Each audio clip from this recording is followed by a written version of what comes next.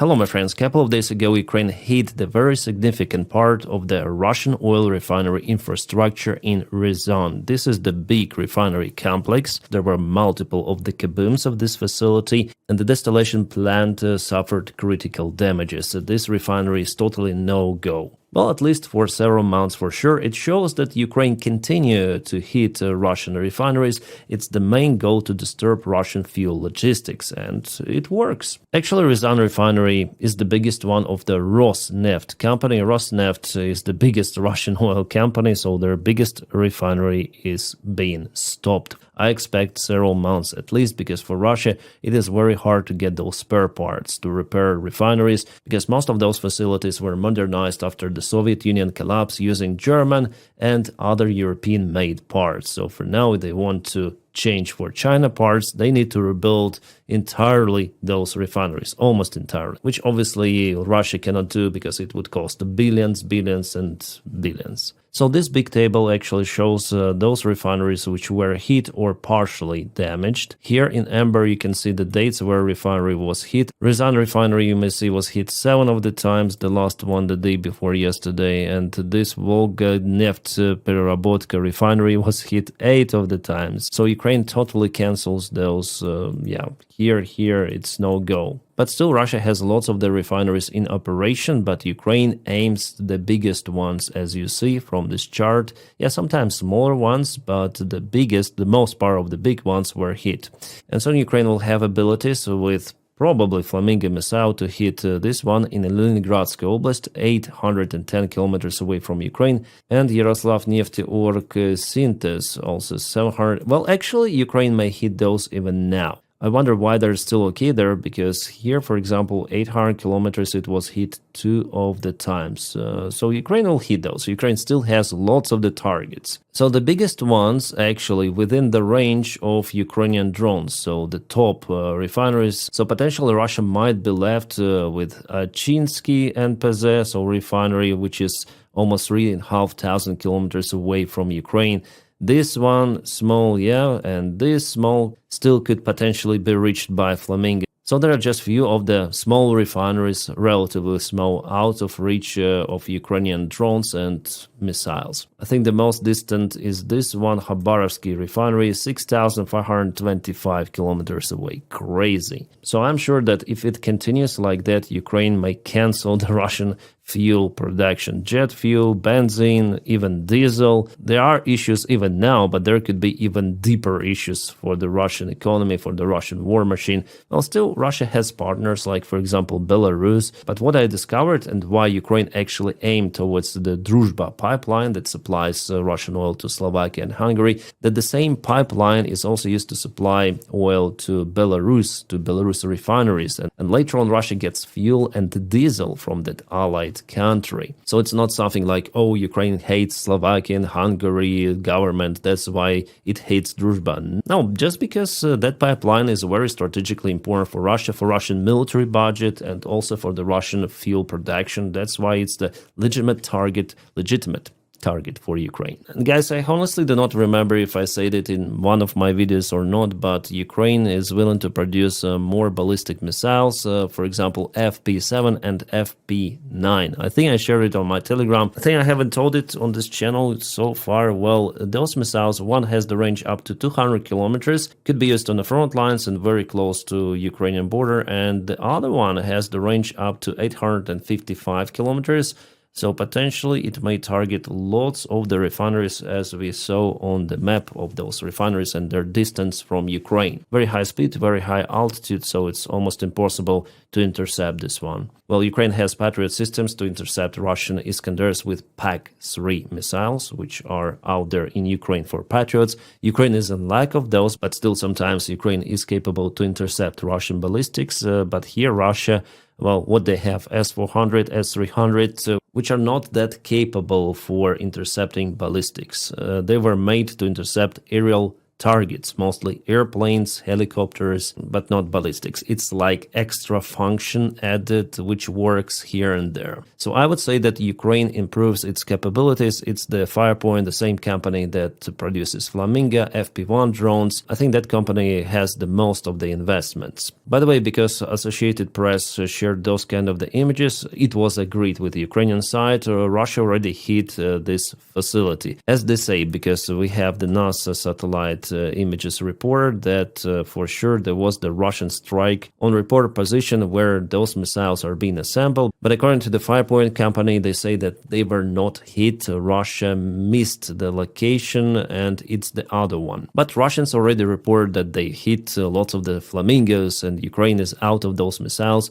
We'll see what Russia may say, then those Flamingos fly massively on territory of Russia. Now we have some of the new videos from Primary unit. I guess they operate in Crimea, and this is the Russian radar. Yeah, of course, I already know this one. It's Podlot. It's actually the big one if it is deployed, and it was hit by Ukrainian drone. Sadly, we don't have one more surveillance drone flying around, so just this image, but here I'm sure that the vehicle and this radar was hit. As well as this one, this is the radar for the S300 or S400 system.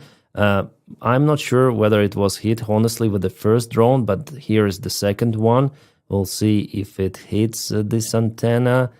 And yeah, the second strike was successful. Still, our drone producers have to work on precision and the robust signal for the drones to operate far away from Ukraine. But what we have already is also good. And that's the situation in Sevastopol with prices for the Russian benzene. So diesel is still out there, or premium benzene for a lot of money, but 95th standard and 92nd are absent. For now, it's like that.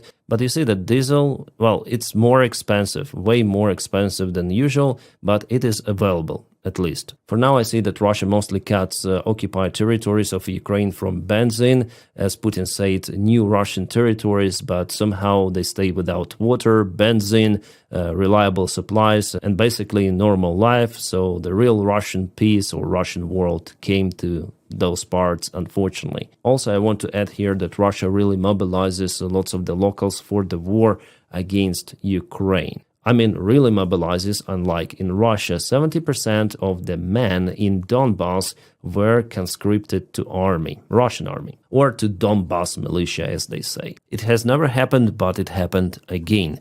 Poland says 2 drones enter airspace, cause no damage, and they were not able even to intercept those.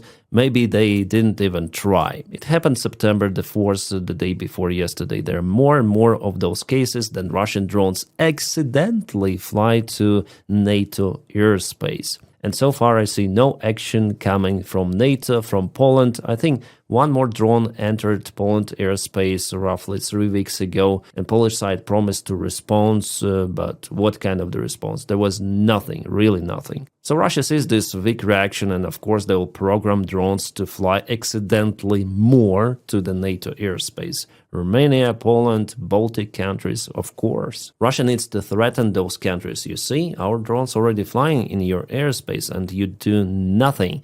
Just imagine what it could be if you try to deploy your forces, try to escalate, helping Ukraine more, like for example with long-range missiles. And unfortunately, politicians, they afraid, really afraid of Russia, from what I see. And they are very weak. Well, Fico went to Ukraine. Slovak Prime Minister greeted Zelensky in Uzhhorod city. That's the most western city of Ukraine, which is bordering Slovakia. Even the edge of the runway of Uzhhorod airfield is almost at Slovak territory. So this time Fico was more or less polite. Zelensky mentioned that they will continue to strike Russian oil infrastructure. I think he hinted the Druzhba pipeline here. And Fico from his side reassured the support of the Ukrainian EU membership or Ukrainian way to join European Union. It was said for the first time to Ukrainian president directly from Fico, so the meeting was more or less polite, I would say. But Hungarian officials say that no, they're gonna block Ukrainian memberships, so Hungary plays this role of the bad police guy. This is crazy. This was shared, as you see, by the Russian defense, so-called defense, or maybe it should be renamed to Offense Ministry.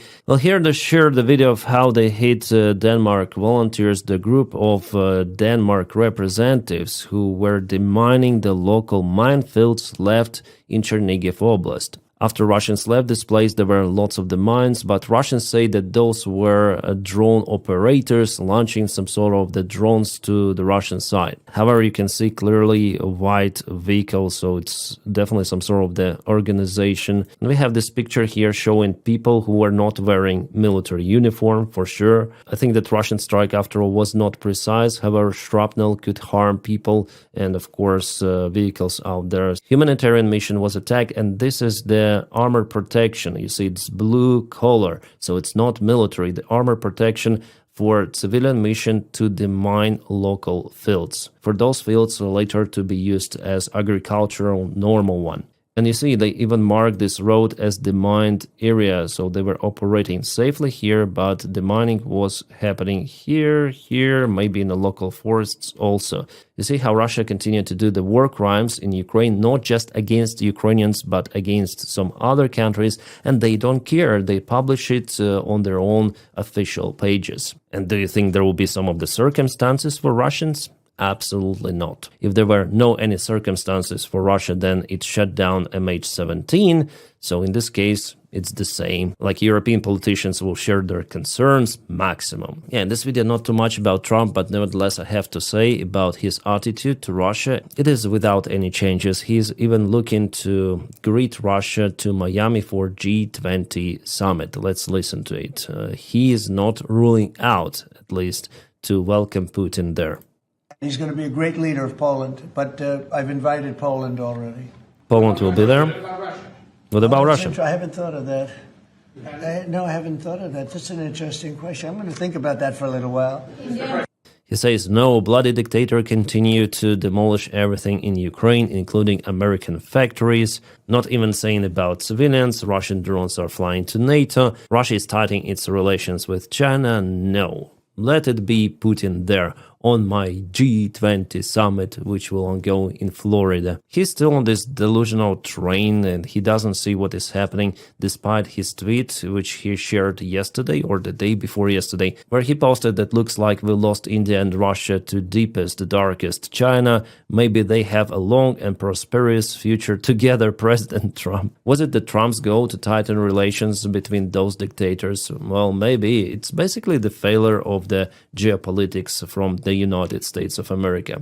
About the war in Ukraine, he stated that he stopped 7 of the wars. Well, before he said 7, then 10, now 7 back. Interesting, right? It's like $350 billion which United States spent for Ukraine. And here's his analysis about the current war in Ukraine. And we're going to get the other one done too, but it turned out to be a little bit more difficult than I thought. And it'll get done or they'll be held to pay. We'll get it done or they'll be held to pay, something like that, as I understood.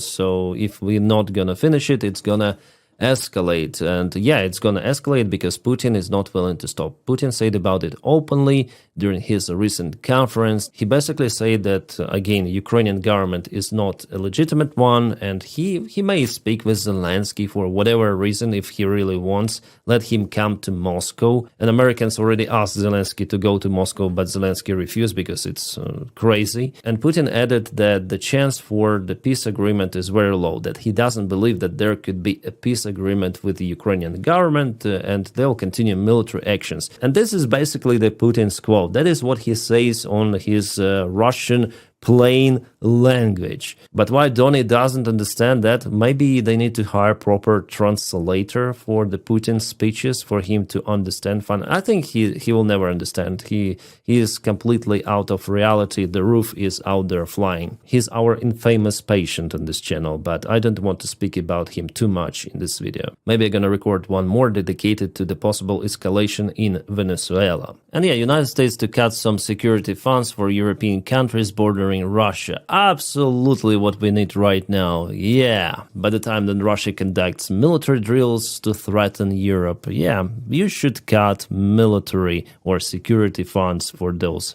countries which are exactly bordering Russia. In Pentagon, they say that they follow the policy of Trump to revise the international help. The Baltic initiative of Latvia, Estonia, and Lithuania is under the threat now. Yes, they have security initiative, which is working still, but probably in the nearby future it will not work any longer. European officials were shocked about this decision. Financial Times reports. Original this article. I'm not subscribed, sorry.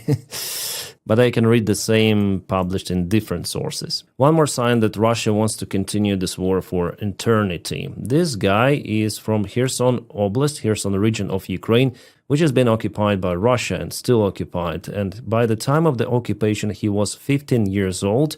Russia took him away, so kidnapped basically, then they brainwashed him and he joined the Russian Boeing organization. He is already 18 years old. He will start his service soon in the Russian army as a conscript, but he wants to join a Russian contract army. Here he shares his greetings from one of the islands far east in Russia. His name is Kornei Andronikov, and he was, as I said to you, 15 years old boy by the time Russians kidnapped him. So Russians created this Voin organization. Voin means warrior. Yeah, it's even a military center, so they brainwash youngsters to join Russian military. It is youth organization, like it was in Nazi Germany, Hitler, Jungen. So here is the similar one. Just different name, they didn't want to associate it with Putin. Let's watch this Russian army advertisement, subtitles are here. Если научишься смотреть выше облаков, всегда будешь попадать в яблочко, найдешь безопасный выход из любой, даже чрезвычайной ситуации. So yeah, it's the open advertisement for youngsters to join Russian army. For now in organization warrior, but in a future perspective, it's a Russian contract professional army, if we may call it professional. And they already passed some of the military drills, exercise, they shoot, and yeah, it's clearly a rise of the mid-wave for the Putin's mid-wave attacks. So Russia plans to do it years and years ahead. From the kindergarten, they teach people what is war, how bad are Ukrainians in Ukraine, they're Nazis, we need to consolidate our forces for this war to liberate Russia on someone's territory. Yeah. One more lost generation out there for Russia, and unfortunately, they drag Ukrainian kids. That's why it's important to return those, so then it is not too late. And remember that letter from Melania Trump. Actually, I was surprised, and definitely it's a good step. Yeah, Melania Trump wrote the letter to Putin that Ukrainian kids should be returned back to Ukraine.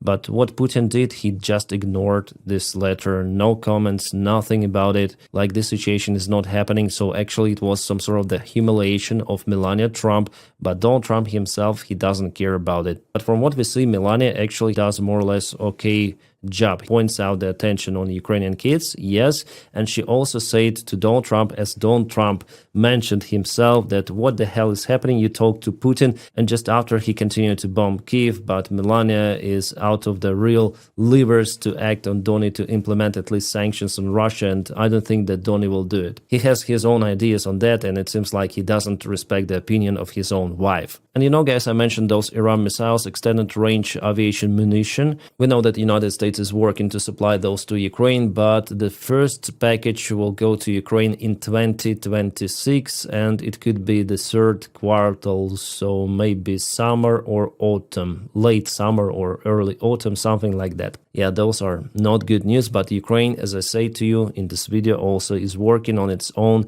long-range projects, which could be accomplished way earlier than those missiles supplements. And here what you need to know about the Russian Orthodox Church, SVO, Donations for Special Military Operation. Placed somewhere in church, you can see it clearly.